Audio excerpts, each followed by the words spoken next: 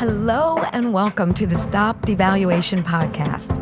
I'm your host and founder of the StopDevaluation movement, Melody Hilton. The heart of this movement is to see the value in all of humanity and live courageous lifestyles of using our power for good instead of harm. We can affect change by choosing validation over judgment, and I hope you'll take your place and make a positive impact in this world.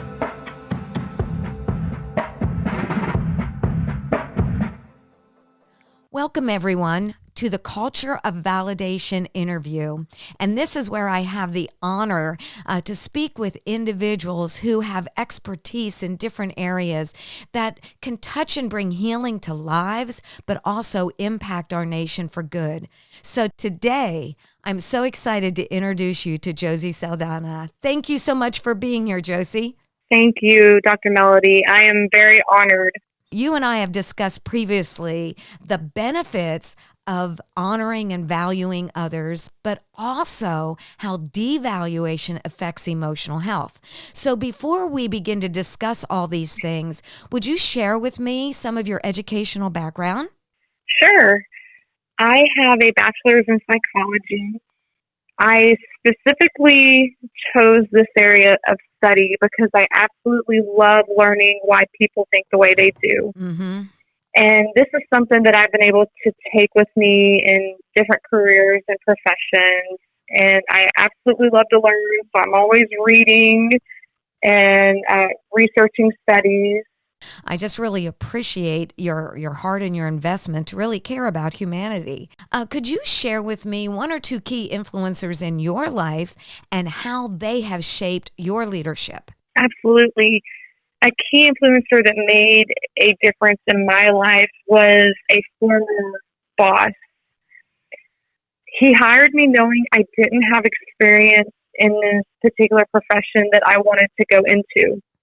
Yet he saw my potential. Mm-hmm. He saw something in me that I didn't even see in myself at the time.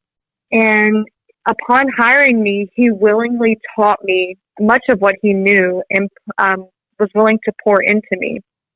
In that time, I became really successful and achieved things that were unheard of for someone new in that profession.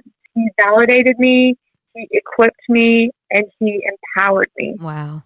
That is so powerful when someone cares for us enough just to make that type of investment into us. He's saying, Josie, you are worth it, and let me tell you what I see inside of you. That is so powerful. Was there anyone else? Another key influencer that really made a difference in my life was in another profession. And he had a rule that he lived by and that he implemented within his company. And the rule was, don't come into my office to complain unless you bring a solution with you. Wow. And yes, it was so powerful. And this is something that, he implemented within our company. And this is something I now live by. Wow. Sometimes we get into the habit of complaining and it really doesn't do any good. It just heightens our emotions. Yeah. He really helped me try to get out of the habit of complaining and to instead focus on a solution. It's so easy to complain, isn't it? It doesn't take any thought at all. Yeah. But to provide a solution, it takes intentional, proactive processing, thinking, and investment. And so that is powerful that he invested that inside of you. That changed the way you thought completely. Absolutely. It did. So I know that you have such a heart to be a change agent in your world. So with that heart, could you share how change can be implemented in a life or in an organization? Yes. So the first thing I would say is to begin the process of change, we have to look within ourselves first. Yeah. And by change, I'm referring to growth and renewal. Mm-hmm. So in order to initiate change, we have to lead by example. Wow, good. We have to figure out who we are. Our identity can evolve in different seasons. Yes. For me, I am a completely different person than I was last year. I had to relearn myself. So we have to ask our question, who am I? Mm-hmm. And from that point, we need to begin paying attention to our thoughts as well. Yeah. Our thoughts and feelings are an indicator of our belief systems. We need to start within ourselves, clean up those belief systems. We need to clean up the thought patterns that may have bias, prejudgment, bigotry, negativity, anything of that nature.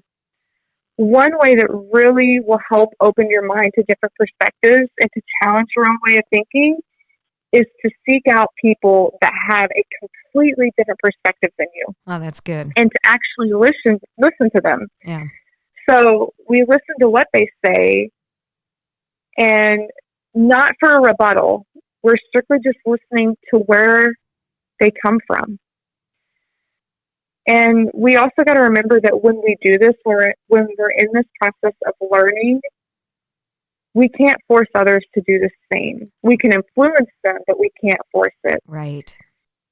So as you begin to hear the different perspectives, you begin to do an inventory of your own perspectives. And at that point, you're in the process of renewal and growth. Mm-hmm. One thing I've learned by doing this is that there are brilliant minds and wonderful people on all sides of the table. Oh, my goodness, yes. There is a piece of wisdom that we can learn from every single human on the planet. Mm-hmm. We all bring value to the table, and we are all valuable. And that sure can impact a nation for good, can it? Absolutely. So how do you generate value within society? Or, what principles could you share that would really generate value in your sphere of influence? Well, one thing I would say is in order to truly value others, we must first value ourselves. Most definitely. And this can be very hard to do, but it is definitely possible. So we need to start with our own thoughts, one thought at a time, one belief system at a time. We have to start that process of change within ourselves. Yeah. And through our growth, our renewal of thoughts, our belief systems being improved for the better of mankind, unlearning the hurtful patterns and learning the right patterns, we begin to influence some to do the same. Yeah. And it becomes a ripple effect. So once we influence some, those people will influence some. And before we know it, the impact is large. Well, one thing I want to say, I really do want to reiterate this. We can't expect to initiate change in areas that we aren't willing to change in ourselves. Oh, that's good. Well, as you're talking, that is so, so true. But sometimes when people have experienced trauma, they are so impacted and moved by the emotion and the suffering and the hurt and their experiential reality. What would you say to a person who has experienced that trauma and it's very hard to do what you just said? Yes, that is a great question. The first thing I would want to say to someone that has experienced trauma is that there is hope. There is the possibility to change your circumstances. It is possible to heal. And, I know we've all heard this, but, I just want to say it. The person that inflicted that trauma is an individual that is in significant pain. Yeah. I'm not excusing their behavior or justifying it. They have deposited seeds of pain, abuse, trauma. Mm-hmm. But you have a choice on what to do with those seeds. Yeah. You can let those seeds dry out and die, or you can let them continue to grow, which will continue the cycle. And I actually want to give an example. So let's say the trauma inflicted was repeated verbal abuse. Imagine that person right in front of you saying whatever they have said. But instead of looking into their eyes, look at their hands. The part we fail to see is the mirror that they are holding in their hands. We think they are looking at us to only realize that what they actually see is their own reflection in the mirror. Wow. What they are seeing is a reaction to their own reflection. It is not you they are looking at, but themselves. It's the seeds that were deposited into them that they agree to continue to grow instead of letting them die out. Yeah. But the hope is each person has the power and choice of what seeds they can grow.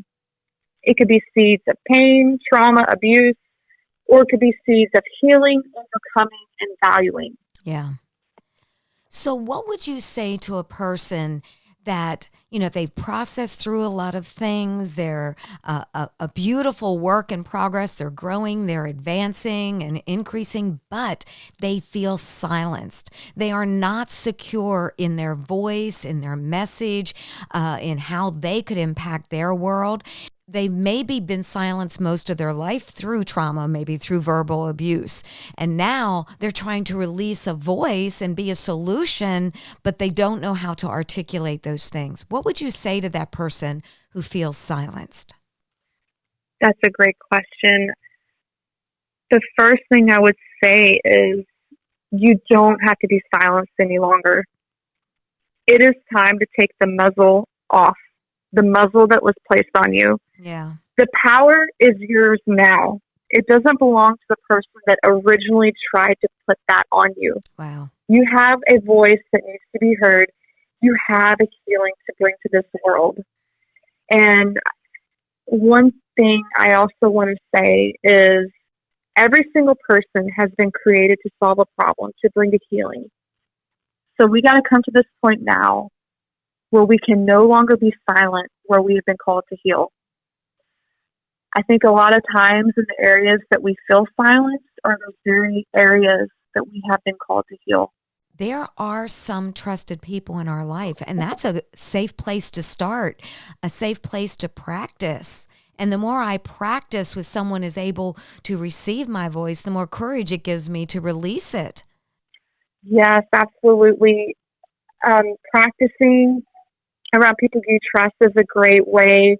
Another thing I recommend, it could be considered a little taboo, but I really recommend a therapist just for someone to help you work through these emotions, maybe these belief systems, these negative belief systems that were learned at a young age, but someone to just sit down with you and help you go through these feelings and thoughts.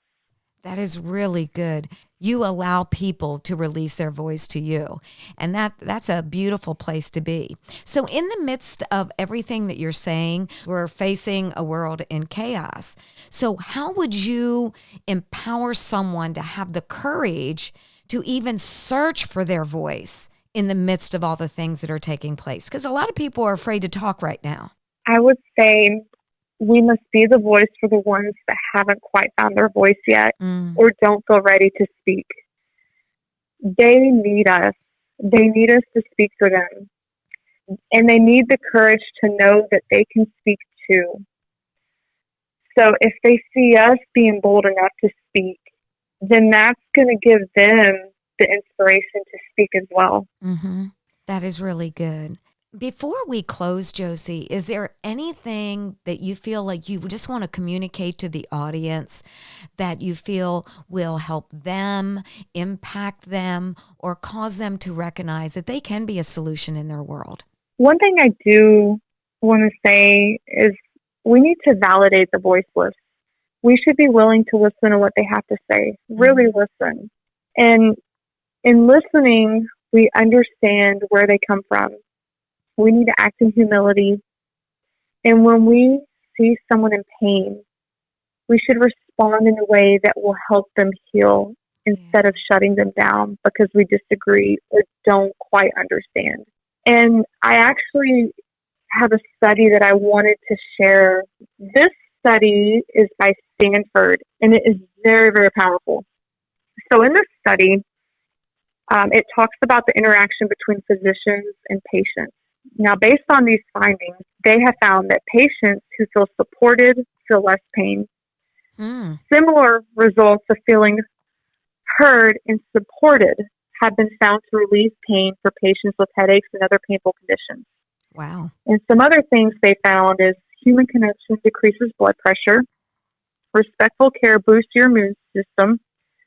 When doctors listen, patients healed faster, which I thought was amazing. That is amazing. So evidence shows that doctors who listen with empathy contribute to better physical and emotional health of their patients. Doctors who take the time to listen, connect, and reassure with these patients help not only reduce stress, but also the patients then feel more in control of their treatment, more knowledgeable about how to manage their symptoms, and take care of their overall longer-term health.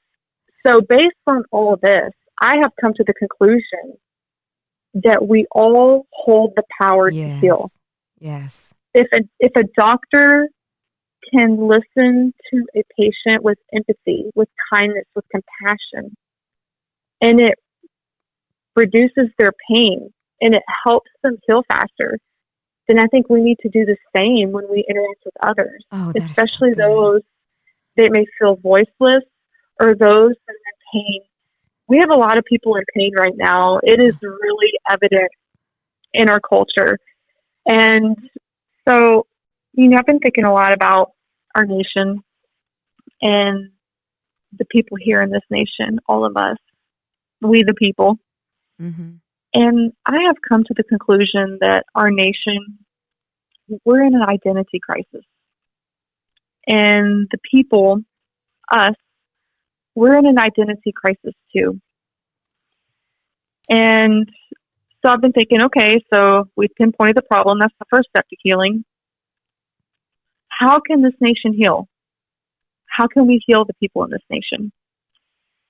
And I believe that by renewing our thoughts, by confronting belief systems of pain, bitterness, rage, trauma, pride, the list goes on, by confronting the bigotry, the prejudice, the bias, by taking off the false labels that have been put on our nation, on our people, by walking in love instead of judgment, by walking in honor instead of personal gain, by walking in justice instead of revenge, and by walking in victory instead of victimhood.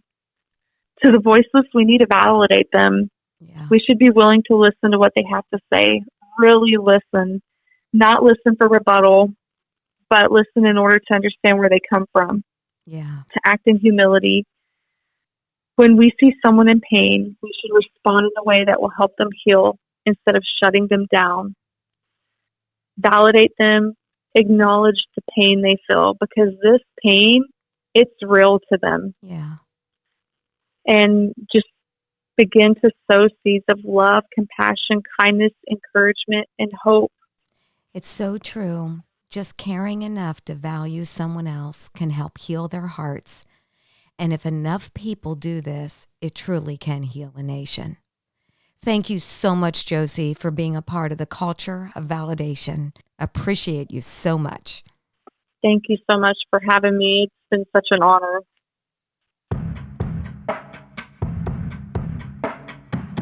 I want to thank you for listening and encourage you to become a part of the StopDevaluation movement.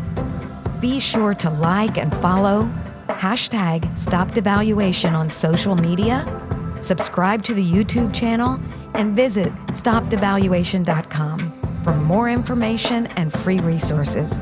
You can help spread the movement by sharing with others, leaving a review on Apple Podcasts, and most of all, by living a courageous lifestyle of using your power for good. Go out and value someone today. Your life matters, and you can make the world a better place. One word, one choice, one action of validation at a time.